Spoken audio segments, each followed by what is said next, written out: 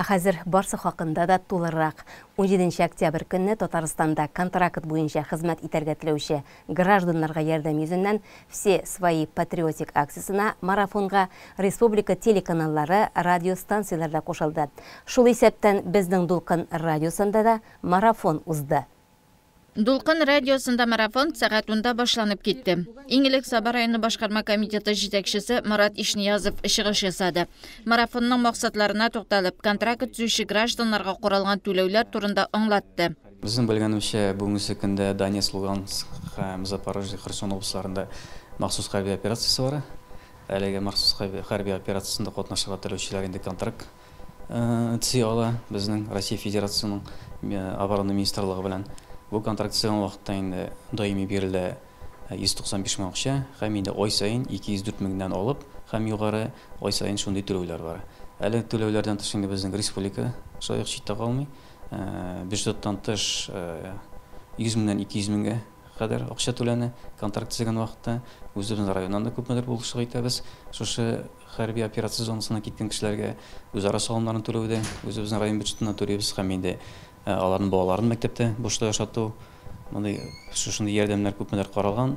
Монда әйтәсе килә шунсын, һәр кеше бит инде үзенең бурычын ничек дип саный, үзенең бурычын үтәргә бүгенге көндә мөмкинлек бар. Һәм инде шушы марафон белән безнең менә бүгенге көндә район үзәгендә иҗат йорты каршында анда шундый бер акция булачак. Волонтерлар эшли, хәрби комиссариат специалистлары эшли, һәм башкалар шунда эшләп килә. Бөтен мәгълүмат бар. Кемнең теләге бар контракт төзәргә, аны хәрби комиссариатка киләсе, һәм инде анда бөтенесен аңлаталар, үзенең шәхсән кыягызларын алып килеп, һәм инде медкомиссия узып, бөтенесе тиз арада эшләнә. Монда шунысын әйтәсе килә инде, заман шундый, шулай дип битереп куйган икән, үзебезнең тынычлык өчен инде без нәрсәләр эшләргә тиеш бүгенге көндә. Безнең бүгенге көндә үзебезнең 133 мобилизованный ул зонада бүгенге көндә хезмәт итеп килә. Алдагы елларда безнең 22 контракт төзеп киткән иде, быел 25 китте, икесе бүген китә, 16 октябрьдә.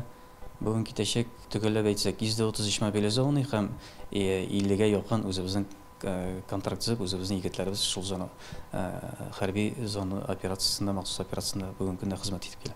Саба һәм Теләши районнары буенча хәрби комиссар Фәнис Закиров махсус хәрби операция башланганнан бирле андагы якташларыбыз белән элемтәдә тора. Мобилизация игълан ителгәч, ул андагы ир-егетләребезгә гуманитар ярдәм тапшырырга да барды.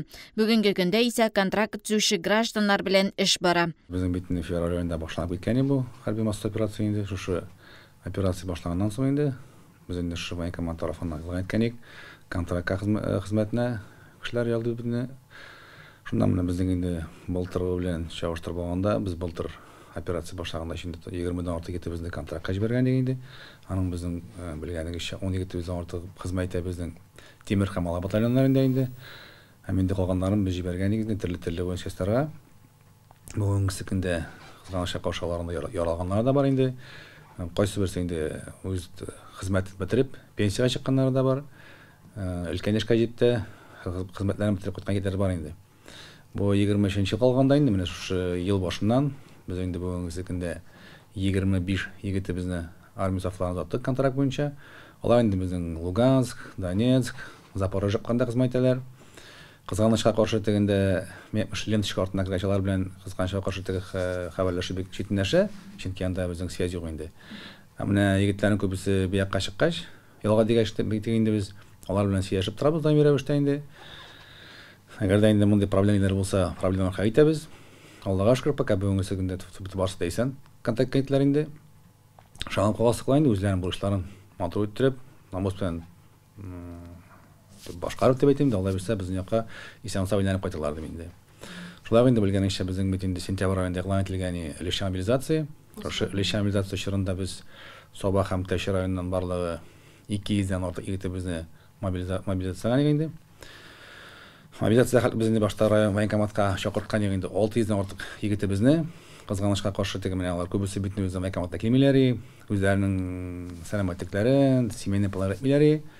Мәзгә үзәрәк канал атудырды, конечно, чөнки чакыра башлагач, кемдер анда инвалид булды, кемдер уже 4-5 баласы бар инде. Шулар белән үзәрәк авырышларга туры килде. Ошо менә 200 егетне җибәрә салган, без почти 200-дән артык егетләребезнән дополнительный медицина җибәргән. Аллага шөкер, бүгенге көндә дә менә бу безнең мобилизация егетләребез бүгінгі күндә Луганский ягында 100 артык егетебез хезмәт итә безнең. Шулай ук Запорожьеда, Херсонская областьта безнең анда 50 артык егетебез. Һәм инде 60-ка якын егете безнең бүгенге көндә Донецк республикасында хезмәт итәләр инде. Алар белән һәр вакытта теге сөйләшеп торабыз, аралашабыз. Менә Донецк анда бик авыррак, чөнки анда связь юк инде. Булай Луганский, Херсонская область егетләр белән сөйләшеп торабыз. Аллага шөкер, белгәнегезчә инде без аларга февраль аендан башлаган идек. Гуманитар ярдәм бару буенча инде беренче алар белән сөйләшеп, аларга нәрсә кирәк иде. Шуннан баштанып киткән иде безнең гуманитар ярдәмнәр инде белгәнегезчә без аны башладык. Башта беренче экспорт бит инде. Аларга натуралистик җырлар барган идек, нательный бельялар, чөнки уже кыш итеп киләдер инде. Сагыннан тегендә барып урнашкан инде аларга әзрәк тормыш ялларын яхшыр өчен токталар, пычкалар, шуруповертлар, самолетлар дип әйтәм инде, палмешклар барып биргән инде. Хәзер инде менә алар белән сөйләшеп торабыз һәр вакытта да инде. Хәзер инде менә белгәнегезчә анда машина эшләр сыйлар, чөнки без аларга машиналар да барган идек бит инде. Юллар юк анда, шәкә дигәч машинада тузадыр инде, тәгәрмәчләр туза. Бошып торабыз инде. Шулай безнең районда инде бар иҗтимагый теге оешмалар, волонтерлар дип әйтә, алар үзләре теге җыеп итеп инде. Соңгырда сөйләшкәннән соң менә инде массетлар бәйләргә булдык. Аларга заказ биргән идек инде. Рәхмәт инде безнең җитәкчеләребезгә, район җитәкчеләренә, организация оешмаларга финансов анда ярдәм итәләр Аллага шөкер. Радио марафонда катнашып чыгыш ясаучылар арасында икешәр уллары хәрби хезмәттә булган якташларыбыз Юлбат авылыннан Нәфис апа Хужина, Байлар сабасыннан Җәмил абый Янгушиннар да бар иде. Җәмил абый егетләргә гуманитар ярдәм илтеп тапшыруда башлап йөрүчеләрнең берсе. Хәзер инде бер 17 тапкыр чыктык инде, теге кайсы вакыт Мамадыш балалар белән дә чыгып китәбез, бергә шулай итеп туры килде. Менә хәзер 25-ләрендә танышып китәбез Саба районыннан. Безнең глава администрациянең бик зур ярдәм килә, беренче көндән үк башлап.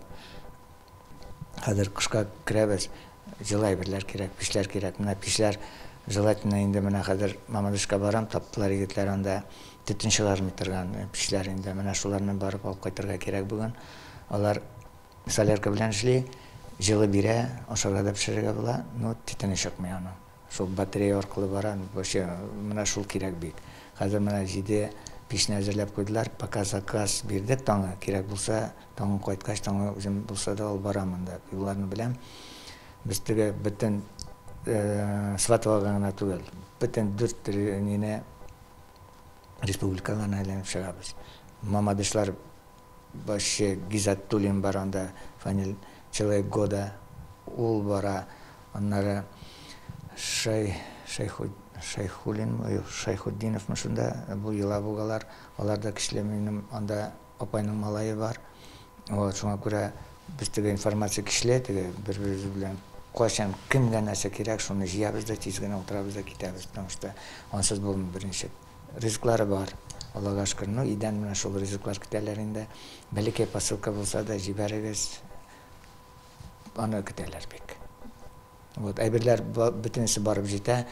Шул көнне барып җитмәсә дә малайлар тараталар, нитәләр, юлга торган әйберләр юк шул. Халык бик рәхмәтле Россиягә, Путинга. Аны күрсәң, биләр әйтәләр, аны күрсәң, бездән зур рәхмәт. Алар бит күп еллар суда булмады, ниләр дә булмады. Хәзер солдатлар да булышалар. Безнең егетләребез калдырмый әбиләрне, бабайларны возможность булганда менә biz алып кайтабыз әйберләрне, әзрәк ризыклар күбрәк, менә булар күбрәк дип, без аны мәчетләр юк инде, анда күбрәк ширкәүләр инде, какая разница. Ходай бер, анда алып барабыз, тапшырабыз, аларның күңелләре була, әбиләр, бабайлар, мохтаҗлы кешеләргә тараталар шул нидән. Бар шундый точкалар, анда алып килеп тапшырасың икән, кемнең нәе юк, алар бүлешәләр, ансы да бар. Ну, солдатлар булышалар инде. Радио марафонда җитәкчеләр Боевое братство иҗтимагый оешмасыннан Илгизәр абый Идрисов, мәктәпләрдә хәрби патриотик тәрбия өчен җаваплы мөгаллимнәр, гомерен хәрби хезмәткә багышлаган, хәзерге вакытта Иштуган авылында яшәүче Флорид Мәүлитов, махсус хәрби операциядән ялга кайткан Рөстәм Хисамиев катнаштылар. Районда гуманитар ярдәм җыюны оештыручылар Илмаз Газизуллин, Лейсан Корбанова, Фидаил Сәйфетдинов катнаштылар һәм алга табада райондашларны бергә хезмәттәшлектә эшләргә чакырдылар. Все свои радиомарафоны барышында контракт буенча хәрби хезмәт һәм махсус хәрби операция, гуманитар, социаль ярдәм чаралары турында барлык актуаль мәгълүмат урын алды.